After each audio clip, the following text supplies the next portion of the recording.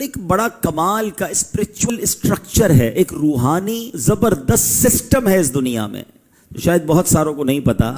ہمارے ملک کا سسٹم ہوتا ہے کہ وزیر اعلیٰ ہوتے ہیں، صوبے کے گورنر ہوتے ہیں، پھر وزیر اعظم ہوتا ہے، پھر صدر ہوتا ہے، پھر کچھ ممالک کا آپس میں اتحاد ہوتا ہے تو کوئی کانٹیننٹ کے بیس پر. دنیا کا سسٹم جو ہے وہ چلانے کے لیے بڑے سسٹم بنائے گئے ہیں. اولیاء کرام کا اس پوری دنیا میں ایک روحانی اسٹرکچر ہے، یعنی اس پوری دنیا کے نظام کو چلانے کے لیے کس طرح ذمہ داریاں بانٹی گئی ہیں. اب سنیے، اقطاب یہ کتب کی جمع ہے، اور کتب اللہ عز و جل کے ایسے عظیم الشان ولی کو کہتے ہیں جو ایک زمانے میں اور ایک وقت میں ایک ہی ہوتا ہے. پوری دنیا میں ایک ہی کتب ہوتا ہے، اسے غوث بھی کہتے ہیں. اور کتب اللہ عز و جل کا نہایت ہی مقرب اور اپنے زمانے کے تمام اولیاء کا سردار ہوتا ہے. وہ غوث اعظم تھے، بلکہ غوث اعظم کی شان تو یہ ہے کہ علماء کہتے ہیں اگر آج بھی کسی کو ولایت ملتی ہے نا تو وہ غوث اعظم کے در سے ملتی ہے. آج بھی یہ فیضان وہاں سے جاری ہوتا ہے. سیکنڈ کیٹیگری یہ ہے ائمہ. پوری دنیا میں صرف دو ہوتے ہیں، ایک کا صفاتی نام عبد الرب اور دوسرے کا صفاتی نام عبد الملک ہوتا ہے. یہ دونوں کتب کے وزیر ہوتے ہیں، اور کوئی کتب کا انتقال ہو جائے تو یہ دو وزیر میں سے ہی کوئی اس کی جگہ لیتا ہے اور وہ کتب بنتا ہے. تیسرے نمبر پر آتے ہیں اوتاد. یہ ہر دور میں صرف 4 حضرات ہوتے ہیں. آپ ہرارکی دیکھ رہے، سسٹم دیکھ رہے، 4 اوتاد ہوتے ہیں.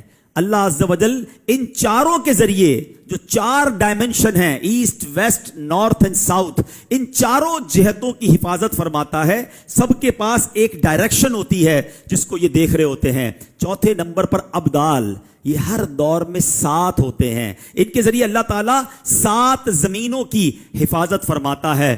5ویں نمبر پر نقبا ہوتے ہیں. یہ ہر دور میں صرف 12 ہوتے ہیں، اور ان میں سے ہر نقیب آسمان کے جو 12 برج ہوتے ہیں ان کی ایک ایک برج کی خاصیتوں کا عالم ہوتا ہے. 6 نمبر پر آتی ہے بات نجبا کی. یہ ہر دور میں 8 ہوتے ہیں. ان حضرات کو احوال سے ہی قبولیت علامات ظاہر ہوتی ہیں. 7ویں نمبر پر رجبی ہوتے ہیں. یہ ہر دور میں 40 ہوتے ہیں. یہ ایسے بندے ہیں جن کا حال اللہ عز و جل کی عظمت کے ساتھ قائم ہے. 8ویں نمبر پر سنو، ہر زمانے میں یہ 300 افراد ہوتے ہیں جن کو کہا جاتا ہے، خود نبی پاک کی حدیث ہے، یہ قلب آدم پر ہیں.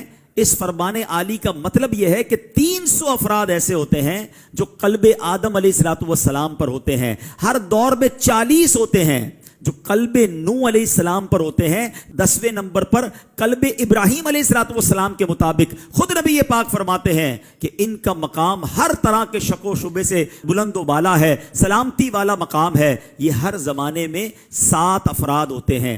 11ویں نمبر پر کیٹیگری آتی ہے قلب جبرائیل علیہ السلام کے مطابق. ان کی تعداد ہر دور میں 5 ہوتی ہے. حدیث میں ان کا بھی ذکر آیا. اس طریقے ولایت کے یہ بادشاہ ہوتے ہیں. 12ویں نمبر پر قلب میکائیل علیہ السلام کے مطابق یہ ہر زمانے میں 3 ہوتے ہیں. قلب اسرافیل علیہ السلام کے مطابق یہ ہستی ہر دور میں ایک ہی ہوتی ہے. پھر رجال الغیب آتے ہیں، یہ 10 اولیاء کرام ہوتے ہیں. پھر مظہر قوت خداوندی کی کیٹیگری آتی ہے، یہ ہر دور میں صرف 8 ہوتے ہیں. اس کے علاوہ بھی اولیاء الظام کی بے شمار قسمیں ہیں، مثلا الہیون، رحمانیون، رجال الغنی، بدلا، رجال الاشتیاق، عباد، زہاد، رجال الماء، قرہ، احباب، محدثون، اخلا، ورثہ، صدیقین، شہداء، صالحین، قانتین، صادقین، حامدین، ذاکرین، صابرین، واصلین، کرماء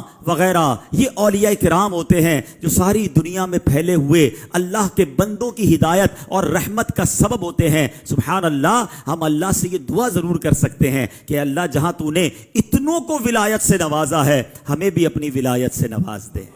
امیر اہل سنت کی ایک دعا ہے نا، تو اپنی ولایت کی خیرات دے دے میرے غوث کا وا. آمین آمین یا رب العالمین. تو یہ بات سننے کے بعد سیکھنے کو پتہ ہے کیا ملا؟ یہ جتنی میں نے کیٹیگریز بیان کی نا، ان کی گاڑی پر کوئی جھنڈا نہیں لگا ہوا ہوتا. ہاں، ان کی گاڑی کی نمبر پلیٹ چینج نہیں ہوتی کہ یہ ابدال کی گاڑی جا رہی ہے، کتب جا رہے ہیں. یہ جتنے لوگ ہیں نا یہ گمشدہ ہیں، اور اللہ کی بارگاہ میں ان کا یہ مرتبہ ہوتا ہے۔